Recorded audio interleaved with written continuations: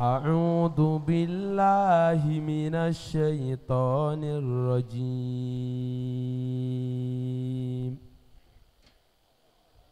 بسم الله الرحمن الرحيم.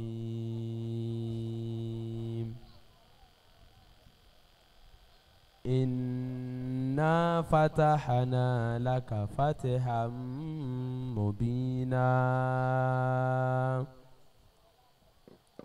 ليغفر لك الله ما تقدم من ذنبك وما تأخر ويتم نعمته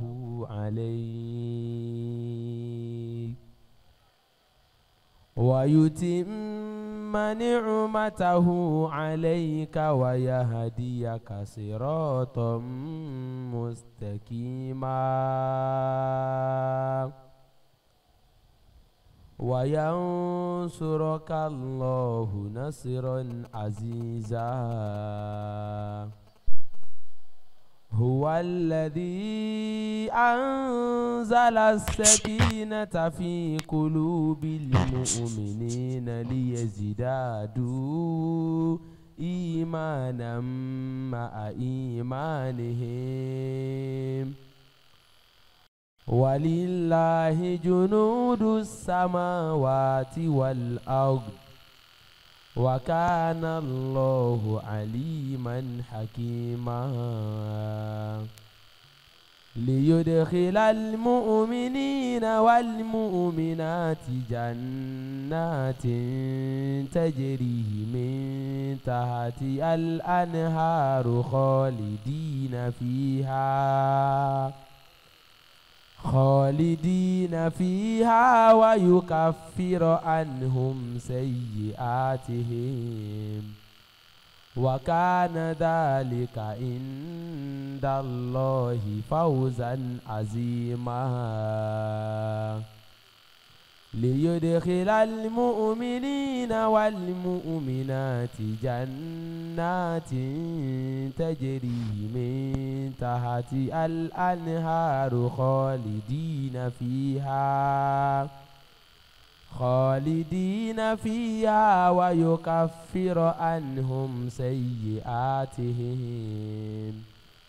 وكان ذلك عند الله فوزا عظيما.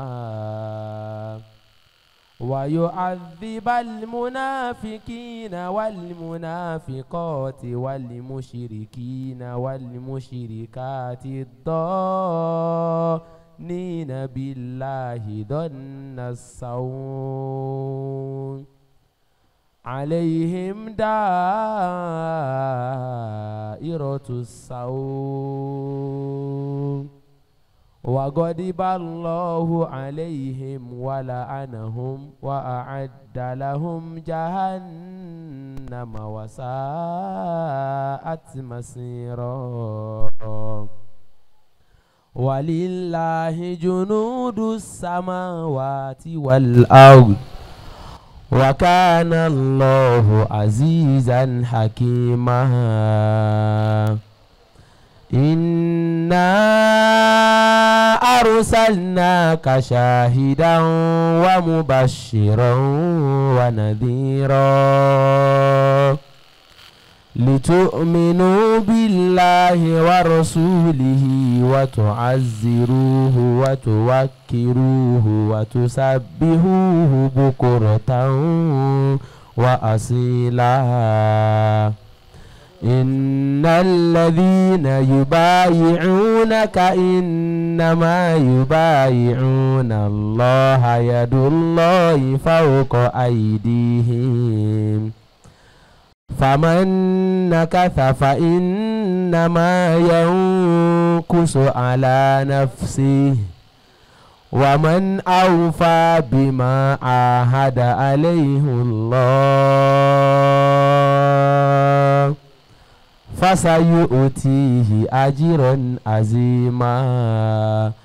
بارك الله مولانا العظيم. الله أكبر. إجاب الله تبدأ ẹja gbọ́lọ́n tóbi lẹ́ẹ̀kan sí. Allahu akbar kabira.